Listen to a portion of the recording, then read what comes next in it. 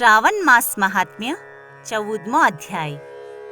ભગવાન શંકરે સનતકુમારને કહ્યું, હે મુનિ, હવે હું તમને શ્રાવણ માસ શુક્લ પક્ષ પાંચમનું વ્રત કહું છું, સાંભળો.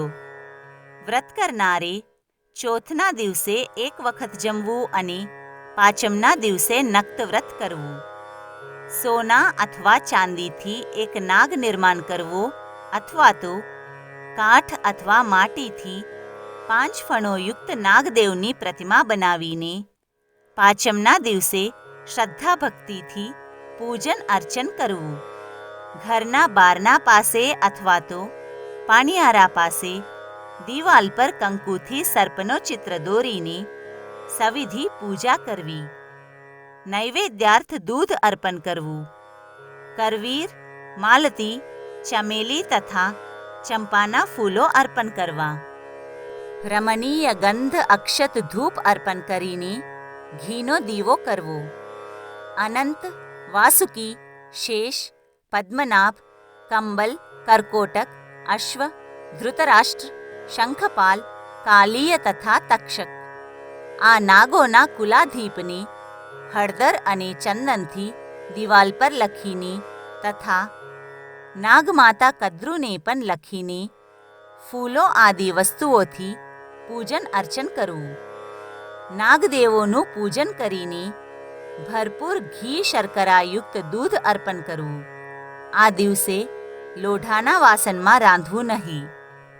શ્રદ્ધા ભક્તિથી ઘઉં, દૂધ આદિ વસ્તુઓથી લાપસી બનાવીને નૈવેદ્યાર્થ અર્પણ કરવું. ફણગાવેલા મગ, મઠ, બાજરી તથા કુલેર આદિ વસ્તુ નાગદેવતાને અર્પણ કરીને સ્વયં પણ ભોજનમાં એ જ ખાવું. બાળકોને પણ આ પ્રસાદ આપવો. આનાથી બાળકોના દાંત મજબૂત થાય છે.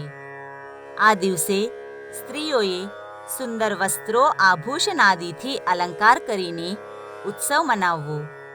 રાફડાના સમીપ ગીત, વાદ્ય આદિથી ઉત્સવ કરવો અને બ્રાહ્મણોને જમાડવા. હે વિપ્ર, જે પ્રાણી આ પ્રમાણે વ્રત કરે છે તેને કદી સર્પનો ભય નથી થતો. હે મુનિ, સંસારના જીવોના કલ્યાણાર્થ હું તમને આ વાત કહું છું. સર્પના દર્શન માત્રથી મનુષ્યની અધોગતિ થાય છે. સર્પ તમોગુણી કહેવાય છે, એમાં સંશય નથી.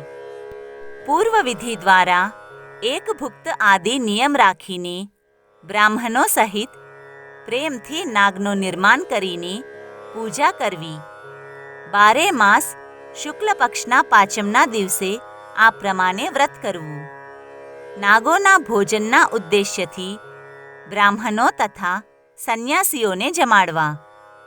જે પ્રાણી ધનની કૃપણતાનો ત્યાગ કરીને નાગપાચમનું વ્રત તથા અર્ચન કરે છે તે પ્રાણીના હિતાર્થ બધા નાગોના સ્વામી શેષ અને વાસુકી નાગ ભગવાન હરિ તથા સદાશિવને હાથ જોડીને પ્રાર્થના કરે છે. શેષ વાસુકીની પ્રાર્થનાથી ભગવાન શિવ અને વિષ્ણુ પ્રસન્ન થઈને તે પ્રાણીની સર્વ મનોકામના પરિપૂર્ણ કરે છે. તે પ્રાણી નાગલોકમાં અનેક પ્રકારના ભોગોનો ઉપભોગ કરીને પછી વૈકુંઠલોક અથવા શોભાયમાન કૈલાશમાં જઈને શિવ અથવા વિષ્ણુના ગણ થઈને પરમાનંદના ભાગી થાય છે. હે વત્સ, મેં તમને નાગપાચમ વ્રતની વિધિ અને મહાત્મ્ય કહ્યું છે. તમારે હજુ શું શ્રવણ કરવાની અભિલાષા છે તે કહો.